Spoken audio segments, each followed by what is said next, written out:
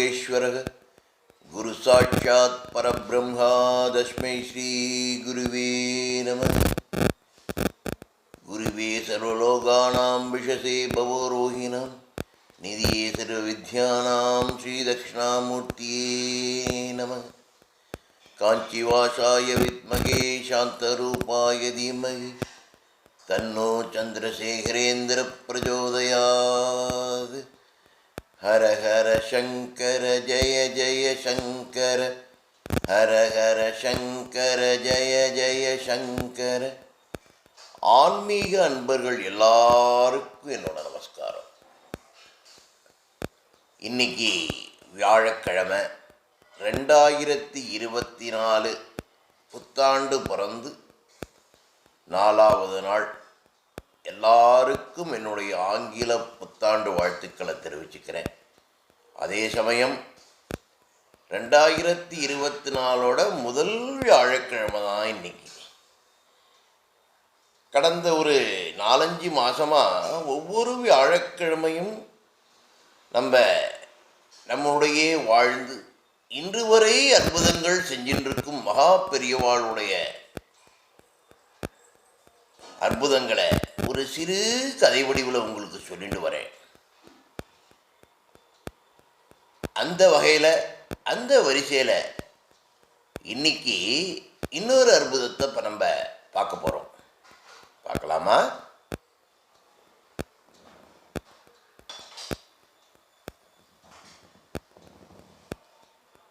இன்னைக்கு நம்ம பார்க்க போகிற அற்புதம் 1973-74 காஞ்சிபுரத்தில் நடந்தது.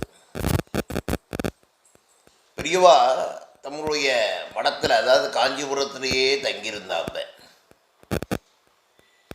அப்போ நம்ம எல்லாருக்கும் தெரியும், பெரியவாள் காஞ்சிபுரத்தில் இருக்கார் அப்படின்னு சொன்னால் கூட்டம் நிறையா வரும். வெளிநாடு, வெளி மாநிலங்கள், வெளி ஊர்கள்லேருந்து தான் மக்கள் நிறையா பேர் தரிசிக்க வருவார். அந்த மாதிரி தரிசிக்க வந்தவர் ஒருத்தர் நம்ம காஞ்சி பெரியவாளுடைய மிகச்சிறந்த பக்தர். சதா சர்வகாலமும் பெரியவாளுடைய பெயரையே உச்சரிக்கக்கூடியவர்னு வச்சுக்கோங்களேன். அவரும் வந்திருந்தார். கூட்டம் கொஞ்சம் கொஞ்சமாக நகன்றிருந்து போயிட்டே இருக்கு. பெரியவா எல்லாருக்கும் தரிசனமும் ஆசீர்வாதமும் வழங்கின்னு இருக்கார். கிட்டத்தட்ட ஒரு 2-2:30 மணி ஆகிடுத்து. கூட்டம் ஓரளவு நல்லதாகவே குறைஞ்சிடுது. அப்போ நம்மளுடைய பக்தர் வைத்தியநாதர் வந்திருக்கார். அவர் கையில் ஒரு தட்டு, மூங்கில் தட்டு, அதில் ஒரு சில பழ வகைகள், பிரசாதம் மற்றும் ஒரு ருத்ராட்ச மாலையை வச்சு எடுத்துன்னு வந்துட்டுருக்கார். அவர் அடிக்கடி மாதம் ஒரு முறையாவது பெரியவா காஞ்சிபுரத்தில் இருக்கும்போது தரிசிக்கிறதுனால ஓரளவு பெரியவாளுக்கு நல்ல பரிச்சயம் உள்ளவர்.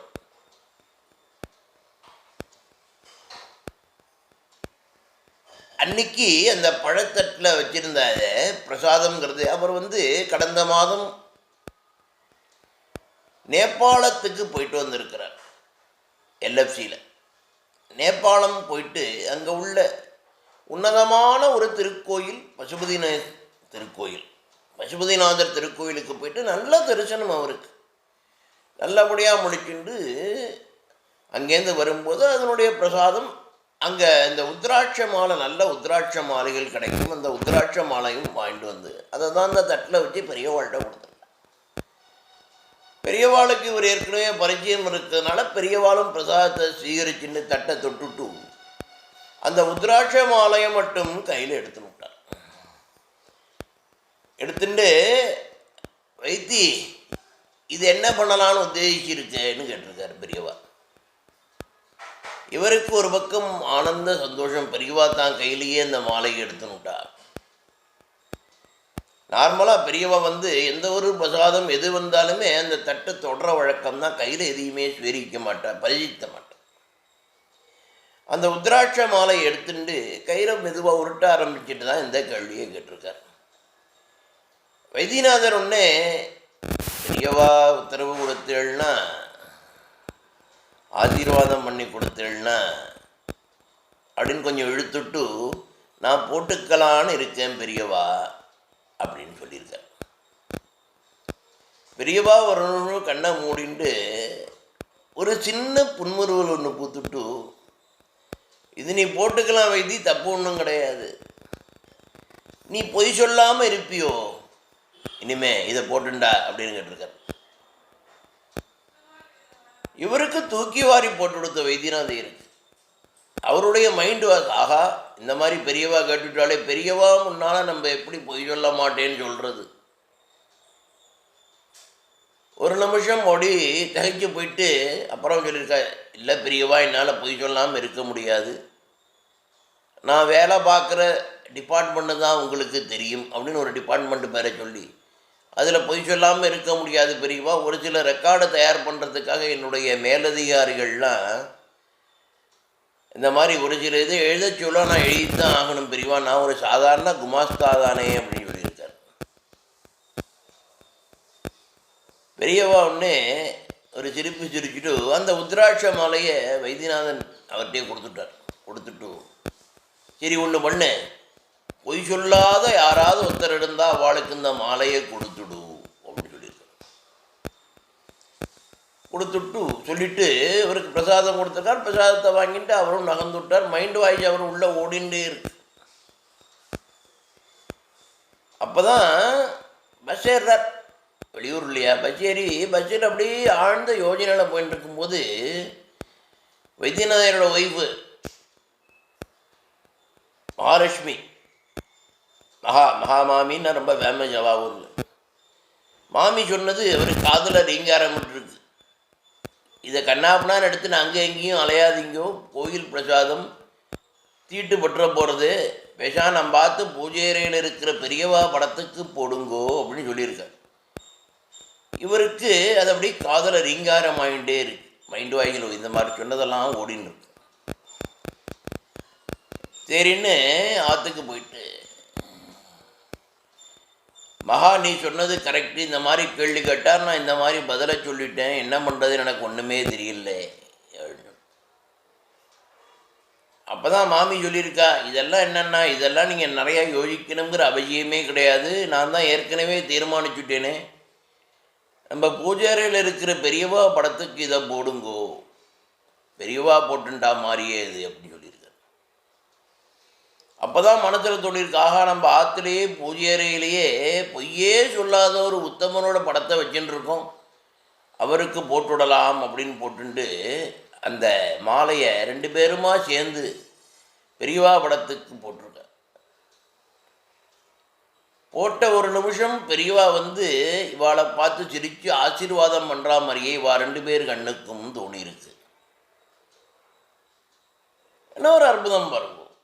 அதாவது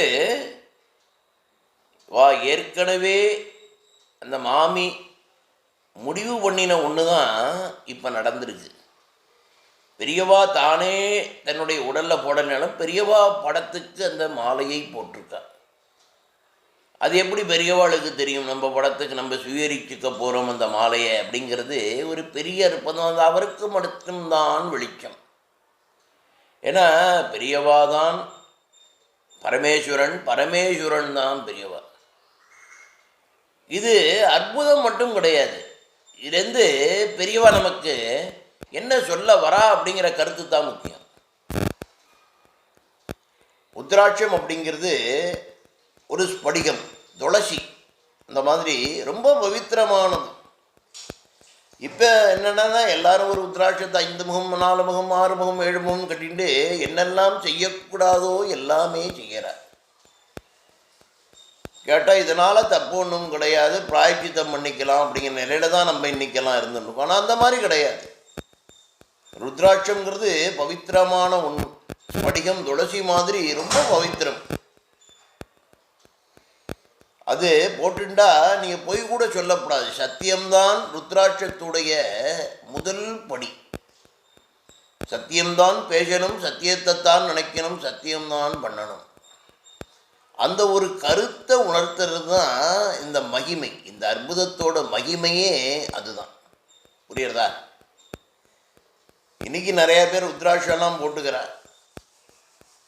அப்படி போட்டுக்க கூடாதுன்னு நான் சொல்லலை. போட்டுண்டா பெரியவா இந்த அற்புதத்தில் செய்து நமக்கு சொன்ன கருத்துப்படி உண்மையாக இருக்கணும், சத்தியம் பேசணும், சத்தியம் செய்யணும். அப்போ தான் நம்ம வாழ்க்கையில் முன்னேற முடியும். அப்படிங்கிறது தான் இந்த மகிமையுடைய கருத்தே. சரியா? இன்னொரு அற்புதம் அடுத்த வாரம் வியாழக்கிழமை பார்க்கலாமா? ஹரஹர சங்கர ஜெய ஜெய சங்கர, ஹரஹர சங்கர ஜெய ஜெய சங்கர. எல்லா